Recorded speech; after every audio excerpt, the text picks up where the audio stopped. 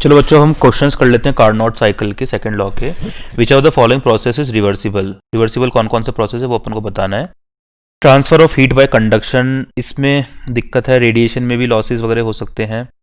Reversible नहीं है, radiation में यार हीट इस तरफ चलेगी वापस इस तरफ कैसे आएगी, ऐसी कंडक्शन में भी इस तरफ चलेगी वापस इस तरफ कैसे आएगी। Isothermal compression, electrical heating of nichrome wire, nichrome wire को हीट कर दोगे वापस से कूल डाउन करोगे तो वापस से हीट पावर सोर्स में चले जाएगी क्या, नहीं।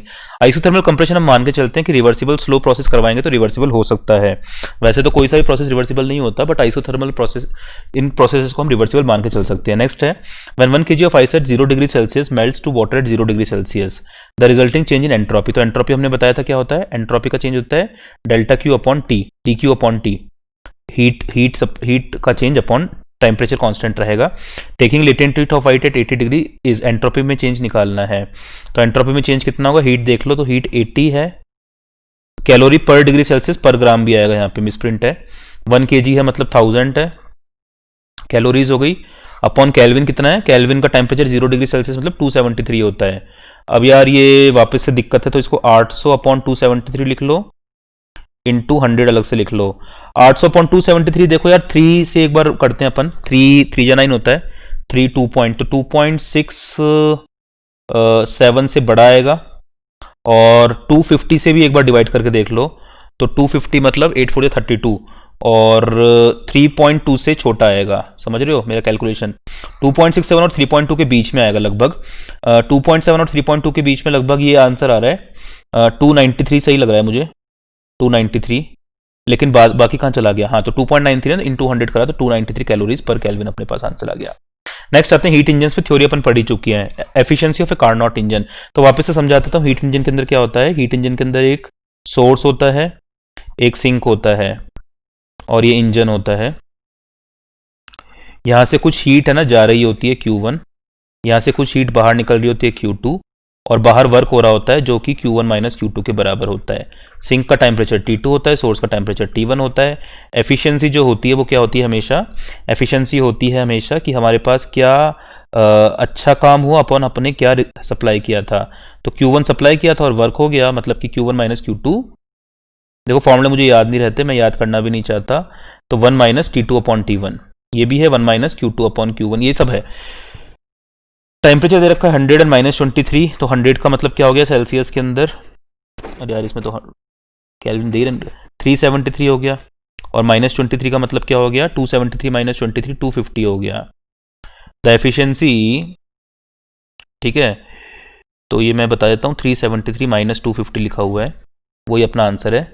1 माइनस, तो T1 minus T2 upon T1 minus T2 upon T1 है, तो T1 कितना है 373 माइनस 250 अपॉन 373, ये अपना आंसर हो गया। नेक्स्ट देखते हैं, the temperature of the source and sink, 127 को कन्वर्ट कर लो कितना जाएगा, 273 प्लस 127 400 हो जाएगा, और 27 कितना हो जाएगा 300 हो जाएगा, है। An inventor claims its efficiency to be 26%, निकाल लो एफिशिएंसी, तो 1 माइनस T2 अपॉन T1 तो 1 माइनस 300 अपॉन 400, तो 1 माइनस 70 25% है, तो 1% ज़्यादा क्लेम कर रहा है, इतनी बड़ी बात नहीं है, तो वैसे तो गलत है, इट इज़ इम्पॉसिबल, 25% एफिशिएंसी है इसकी, ठीक है। नेक्स्ट देखते हैं, ideal heat engine operates in Carnot cycle between 227 का मतलब क्या हो गया 500 केल्विन, 127 का मतलब क्या हो गया 400 केल्विन।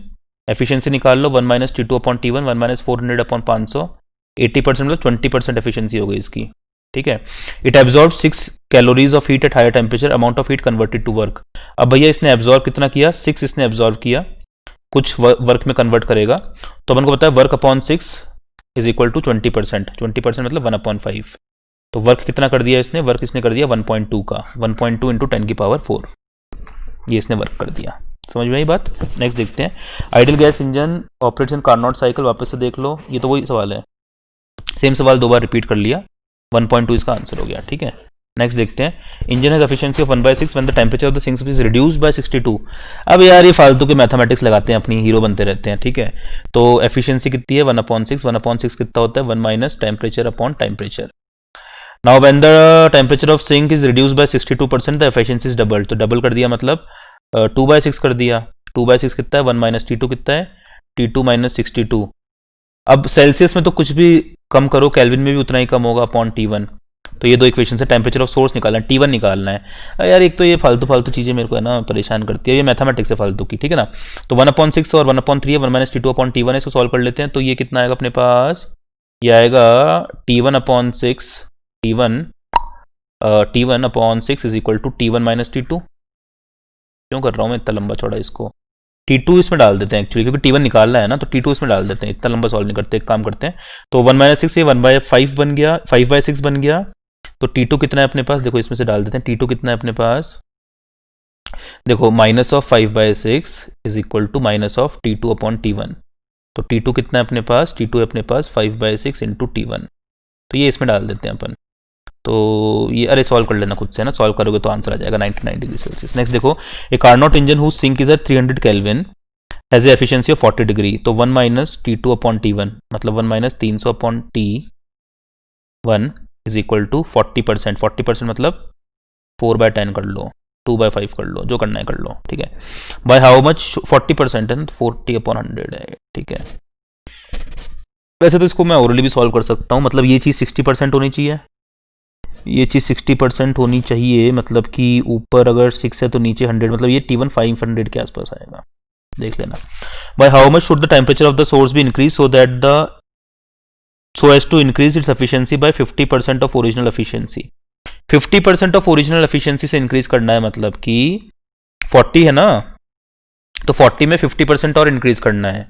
तो 40 में 50% इंक्रीज करना है, मतलब 20 इंक्रीज करना है, मतलब फाइनल एफिशिएंसी कितनी कर देनी है, 60 कर देनी है। तो नया इक्वेशन क्या बनेगी, 60/100 is equal to 1 minus temperature source का इंक्रीज करना है। तो 500 तो ऑलरेडी है, ये बात समझ में आ गई होगी आपको, और सिंक का टेम्परेचर 300 है, इसका नया टेम्परेचर T बोल दो। तो इस बार ये 60% है, मतलब कि ये 40% बचेगा, ये 40% बचेगा, मतलब कि थोड़ा सा कैलकुलेशन में दिक्कत आएगी।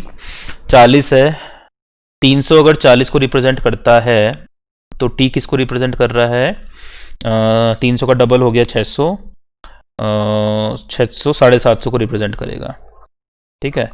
तो नया टेम्परेचर कितना आ गया, 750। कैलकुलेट कर लेना आप, मैं थोड़ा सा फटाफट कर रहा हूँ। तो कितना इंक्रीज करा अपन ने, 250 केल्विन इंक्रीज कर दिया अपन ने टेम्परेचर को, ठीक है, यही आंसर है। नेक्स्ट देखते हैं, अरे बहुत सारे इनके क्वेश्चंस एक साथ ही कर लेते हैं, इसको खत्म करते हैं। An ideal Carnot engine whose efficiency is 40% receives heat at 500 kelvin. वापस से वही सारे सवाल, नीटा कितना है, 40% है, 40/100 रिसीव कर रहा है, मतलब नीचे का 500 है। ऊपर का टेम्परेचर कितना है निकाल लो भाई, ऊपर का टेम्परेचर आपका 300 आ जाएगा, ठीक है। If its efficiency is 50% then the intake temperature for the same exhaust temperature कितना आ जाएगा, 600 आ जाएगा, 600 केल्विन, ठीक है। नेक्स्ट देखो, ये अभी सॉल्व करा है मैंने, फटाफट सॉल्व करने की आदत डालो। A reversible engine converts 1/6 of the heat input into work. तो एफिशिएंसी कितनी होगी इसकी, 1/6, ठीक है। When the temperature of the sink is reduced by 62% the efficiency of engine is doubled. ये करा ना सॉल्व, 99 डिग्री सेल्सियस आंसर आ रहा था, इसका सॉल्व कर लेना, आंसर आ जाएगा। नेक्स्ट देखते हैं, 2 कार्नोट इंजन आर ऑपरेटेड, यार करना है क्या, चलो ये लास्ट क्वेश्चन कर लेता हूँ, ये खुद से सॉल्व कर लेना। 2 Carnot are operated in series, ओ सीरीज में है, good. A receives heat from source at temperature T1, तो T1 से ए ने रिसीव किया and rejects the temperature to temperature at sink T reject कर दिया। The second engine B receives the heat at temperature T, ओ इस तरफ करा, second engine B receives the heat at temperature T, यार इसमें मिसप्रिंट तो नहीं है, कुछ T लिखा हुआ है लेकिन, and rejects at temperature T2, ठीक है।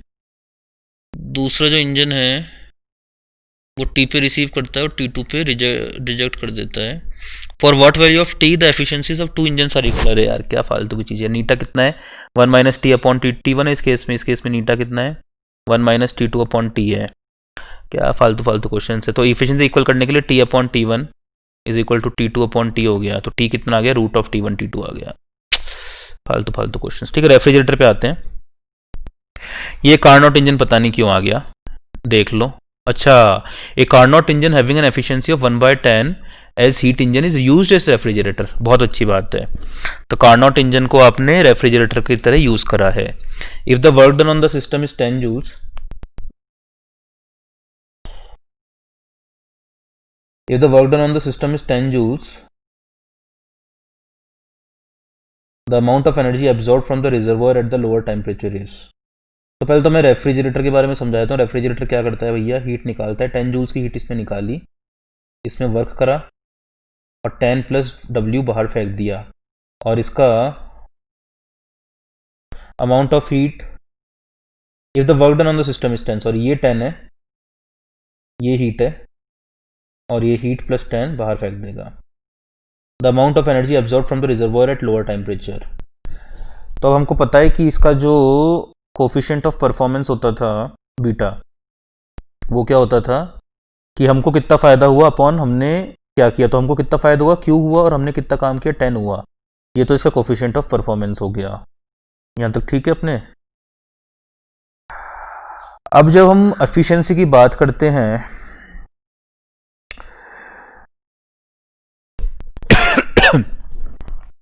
तो एफिशिएंसी तो हमेशा अपने पास 1 माइनस T1/T2 होती है, मतलब 1 माइनस फाइनल और इनिशियल होती है ना। तो एक तो अपन इस चीज को नोट करेंगे। देखो अभी भी मैं फॉर्मूलाज यूज नहीं करना, मैं बहुत ही बेसिक से करा रहा हूं आपको सारा की सारा। अब अगर ये इंजन की तरह काम कर रहा होता तो इस तरफ Q+10 होता और इस तरफ Q होता। ये बात भी आपको समझ में आ रही होगी। तो जब ये हीट इंजन की तरह काम करता तो एफिशिएंसी कितनी होती, 1 माइनस Q/1 माइनस Q+10 होती है अपने पास एफिशिएंसी। और ये कितनी है, 1/10 के बराबर है ये अपने पास। मतलब इसको अगर अपन सॉल्व करेंगे तो ऊपर आ जाएगा 10/Q+10 इज इक्वल टू 1/10। मतलब अपने पास क्या आ गया, Q+10 इज इक्वल टू 100 आ गया। मतलब Q कितना आ गया अपने पास, 90 आ गया।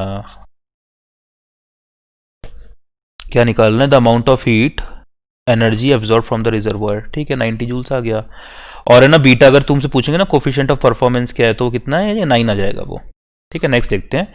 The coefficient of performance of refrigerator is 5, है ना। तो ये हमेशा बड़ा होता है 1 से। कोफिशिएंट ऑफ परफॉर्मेंस 5 है, तो 5 है, इसका मतलब मैं देखो वापस से बेसिक से चालू करता हूँ। Q एनर्जी गई, वर्क किया, Q+W बाहर छोड़ दी। हमारे काम का क्या है, हमारे काम का है कि भाई हमको कितना आराम मिला हीट से, अपन हमने क्या वर्क किया, ये हमारे पास 5 के बराबर है। If the inside temperature of freezer is -20 degree Celsius, तो ये हमारे पास -20 डिग्री सेल्सियस से फ्रीजर है। -20 को लिख लो 253 केल्विन पे फ्रीजर है। Then the temperature of surroundings to which it rejects heats, तो ये हमको निकालना है इसका टेम्परेचर कितना होगा। तो देखो Q+W जो है वो कॉरेस्पॉन्ड करता है T को, और जो Q है वो कॉरेस्पॉन्ड करता है 253 को।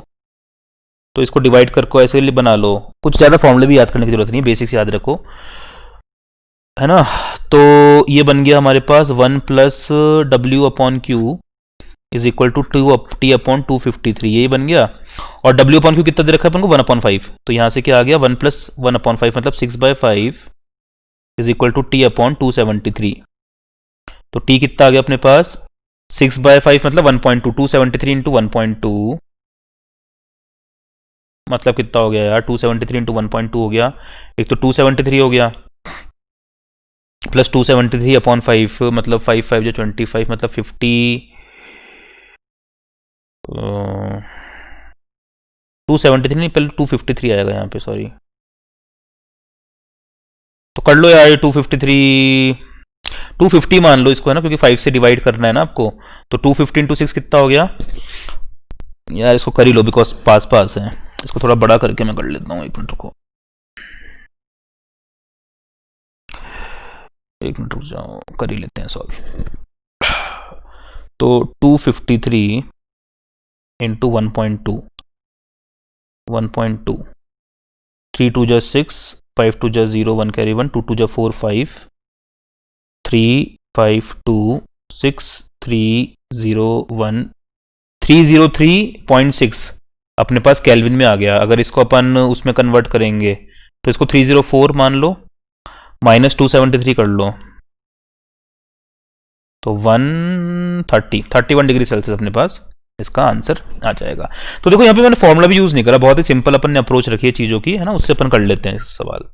तो फिजिक्स में हमेशा वही है, फॉर्मूला याद मत रखा करो, सिंपल अप्रोच रखा करो। रेफ्रिजरेटर वर्क्स बिटवीन 4 and 30, तो 4 तो अपना ये है और 30 अपना ये है। यहाँ से वो हीट ले रहा है Q, और यहाँ पे वर्क हो रहा है, और यहाँ पे वो Q प्लस डब्ल्यू को रिजेक्ट कर रहा है। Q प्लस डब्ल्यू 30 को कॉरेस्पॉन्ड कर रहा है, Q4 को कॉरेस्पॉन्ड कर रहा है। It is required to remove 600 calories of heat every second in order to keep the temperature of the refrigerator space constant. The power required is power required. अच्छा, तो देखो पावर रिक्वायर्ड मतलब हमारा जो बिजली का खर्चा आएगा ना उसकी बात कर रहा है। बिजली क्या कर रही है, बिजली वर्क कर रही है, ठीक है। तो हमको Q से क्या निकालना है, हमको Q से वर्क निकालना है बेसिकली। समझ रहे हो इस चीज को? थोड़ी टेढ़ी खीर है, चलो कोई बात नहीं। देखो Q किसको कॉरेस्पॉन्ड कर रहा है, 4 को, और Q प्लस डब्ल्यू किसको कॉरेस्पॉन्ड कर रहा है, 30 को।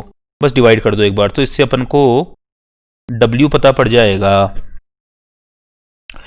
तो उल्टा कर लेते हैं, तो Q प्लस डब्ल्यू upon Q is equal to 30 upon 4। 30 upon 4 मतलब 15 अपॉन 2। ये कितना हो गया, 1 प्लस डब्ल्यू अपॉन Q। तो W अपॉन Q कितना आ गया, 15 अपॉन 2 माइनस 1 मतलब कि 13 अपॉन 2। आगे क्या करना है अपन को वर्क निकालना है। तो वर्क कितना आ गया, वर्क आ गया 13 upon 2 into Q। 13 upon 2 into Q कितना है, 600 कैलोरी तो बोल ही रहा है, और उसको 4.2 से भी मल्टीप्लाई कर दो बिकॉज जूल्स में है, तो बहुत बड़ा आ जाएगा यार आंसर ही।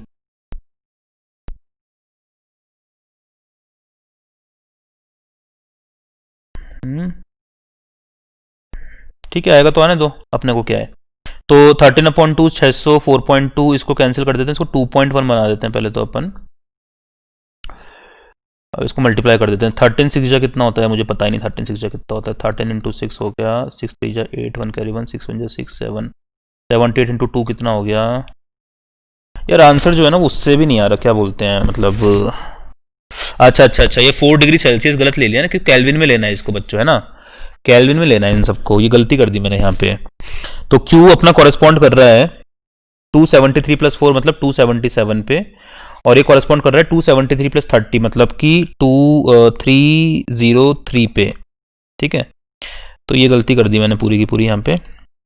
तो Q प्लस डब्ल्यू upon Q is equal to 303 upon 277। एक बार वापस देख लेते हैं, 4 का मतलब 277 और 30 का मतलब 273 मतलब हाँ ठीक है। तो ये बन गया 1 प्लस अपॉन 277, और ये कितना बन गया अपने पास 34, और ये कितना है 1 प्लस डब्ल्यू अपॉन Q। तो 1 प्लस डब्ल्यू upon Q is equal to 1 plus 34 upon 277। एक तो इतनी गंदी वैल्यूज देते हैं ना नीट में, फालतू में कोई मतलब ही नहीं होता जिसका। तो 1 से 1 कैंसिल हो गया, W upon Q is equal to 34 upon 277। हो सकता है 17 जाता हो वैसे मेरे हिसाब से, एक बार देखें। 17 1 17 107, 17 कितने 107 मुझे तो पता नहीं, ठीक है। तो वर्क हमारा दे रखा है, हीट हमको दे रखा है 600, तो वर्क कितना आ गया हमारे पास 34 अपॉन 277 इंटू 600। ये कैलोरीज में आया, इंटू 4.2 और कर दो यार। अब देखना पड़ेगा ये कैसे 277 किससे जाता है। देखो 4.2 का आधा कितना होता है 21 से भी जा रहा है क्या ये यार, जाता ही नहीं है किसी से भी, क्या करें। देखो अच्छा इसमें अब देखो तुमको एग्जैक्ट कैलकुलेशंस नहीं करनी, यहाँ पे देखो आंसर्स देखो एक बार, आंसर्स में बस डेसिमल प्लेस का ही तुमको निकालना है, बाकी सारे आंसर्स तुम्हारे समझ रहे हो 2365 है।